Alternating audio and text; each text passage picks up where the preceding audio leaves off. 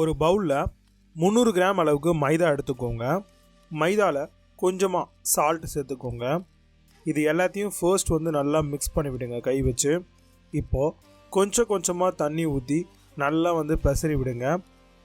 நல்லா பார்த்திங்கன்னா பெசரிடும். இந்த டைமில் கொஞ்சம் கொஞ்சமாக உங்களுக்கு ஃபார்மேஷனுக்கு வரும் மாவு. இப்போ கொஞ்சம் கொஞ்சமாக தண்ணி ஊற்றி விடுங்க. நல்லா உங்களுக்கு இந்த மாதிரியான ஒரு ஃபார்முக்கு வரணுங்க. இப்போ இந்த மாதிரி உங்களுக்கு நல்லா ஃபார்முக்கு வந்ததுக்கப்புறம் இதில் கொஞ்சமாக மேலே ஆயில் அப்ளை பண்ணி விட்டுருங்க. அப்ளை பண்ணிவிட்டு நல்லா சுற்றி மிக்ஸ் பண்ணி விடுங்க. இப்போ நல்லா ஆயில் உங்களுக்கு ஸ்ப்ரெட் ஆகிடுச்சு. இதை ஒரு 30 மினிட்ஸ் ஊற விடலாங்க. இதை ஒரு ஓரமாக வச்சுக்கலாம். இப்போ ஸ்டவ் ஆன் பண்ணி ஒரு பேன் வச்சுக்கோங்க. அதில் கொஞ்சமாக ஆயில் சேர்த்துட்டு சோம்பு, 2 மீடியம் சைஸ் வெங்காயம் ஆட் பண்ணிக்கோங்க.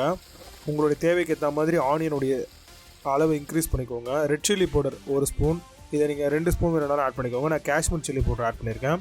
தனியாத்தூள், சிக்கன் மசாலா, கரம் மசாலா, தேவையான அளவுக்கு உப்பு, இதெல்லாம் போட்டு நல்லா பார்த்திங்கன்னா ஃபர்ஸ்ட் மிக்ஸ் பண்ணி விடுங்க. இதில் கொஞ்சமாக ஆயில் சேர்த்துக்கோங்க தேவைப்பட்டுச்சு அப்படின்னா.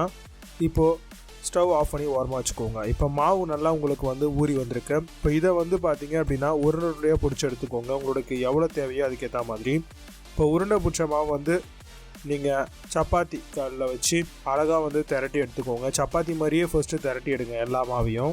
அதுக்கப்புறம் அந்த மாவில் மேலே ஆயில் அப்ளை பண்ணிவிட்டு கொஞ்சமாக மைதாவை மேலே ஸ்ப்ரெட் பண்ணி விட்டுருங்க.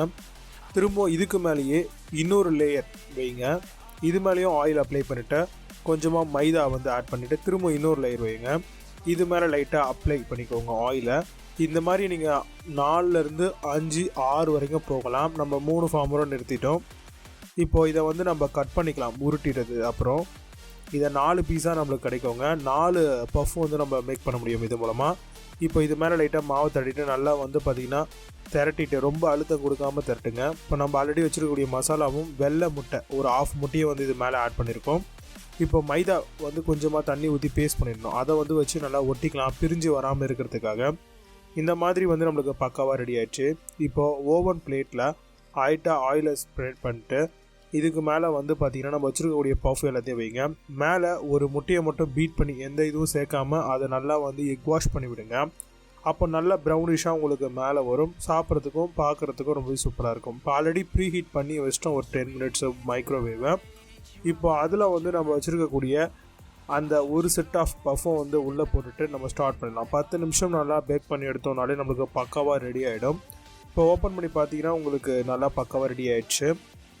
இந்த மாதிரி உங்களுக்கு சூப்பரான பஃப் கிடைக்கும். இன்னும் லேயர் ஃபார்மேஷன் அதிகமாக பண்ணிங்கன்னா இன்னுமே நல்லா உங்களுக்கு கிடைக்குங்க. கண்டிப்பாக வீட்டில் ட்ரை பண்ணி பாருங்கள். ரொம்பவே சூப்பரான ரெசிபி.